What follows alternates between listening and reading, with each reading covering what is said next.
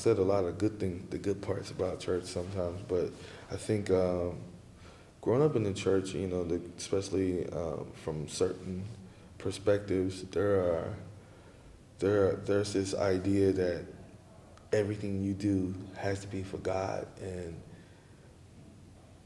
it's very in the box kind of idea, and instead of music, the musicians get it really hard because I think the music part of the church, the musical part of the church is the one thing where they come down on you for doing anything outside of the church.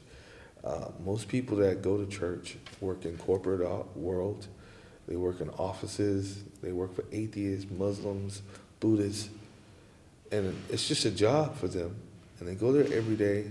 They do their job. They go home, take care of their families, go to church on Sundays, and everything's okay. They pay their tithes.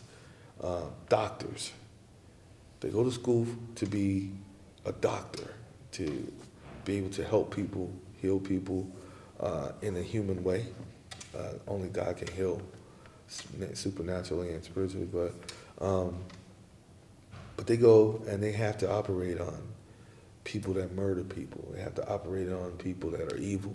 They have to save the lives. That's what their job is. Then they come to church and everything's okay because they're a doctor. Lawyers, they go to law school. They have to represent murderers, robbers, stealers, thieves, conniving people. Some people innocent, some people are innocent or guilty. They still have to represent evil people and still do their job well, and then they come to church and they get accepted. But musicians, you can't go and play for people that are secular. You can't go play for people that don't believe in God. You can't go and come back and still be Christians for some reason. That's a very devastating thing for people that are creatives, people that are introverts, people that are extra talented, have these extra gifts that really it's too much for the church community. It's really, you have a gift that's really made for the world, but you can find it in these four walls. So how do you deal with that? A lot of things happen. You get you experience rebellion, a spirit of rebellion. You get bitter and you get angry. But naturally you're not that person because you've grown in the spirit of peace, grown up in the spirit of peace and love, unity, harmony, and you feel outcast. And how do you deal with it? Well, how do people deal with these things? They go to these other things that are there to numb themselves: alcohol, drugs, medications. Then you deal with mental illness because now you're supplementing love and acceptance. You're substituting that with substance, alcohol, drugs, and you become depressed because it's not really what you want, but you need it, and those are the things that stresses you out, and that makes your organs pump, work harder, faster. You're always self-conscious. You're always worried about what these people would say, what they would think, the judgment, the condemnation. All of these things plague you and really run you crazy, really.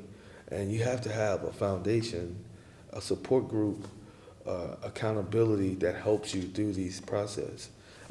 But at the same time, when you go to the church, they tell you to just pray about it, let God fix it, blah, and you need more than that. Yeah, that is the answer. But you need more than that. That doesn't help.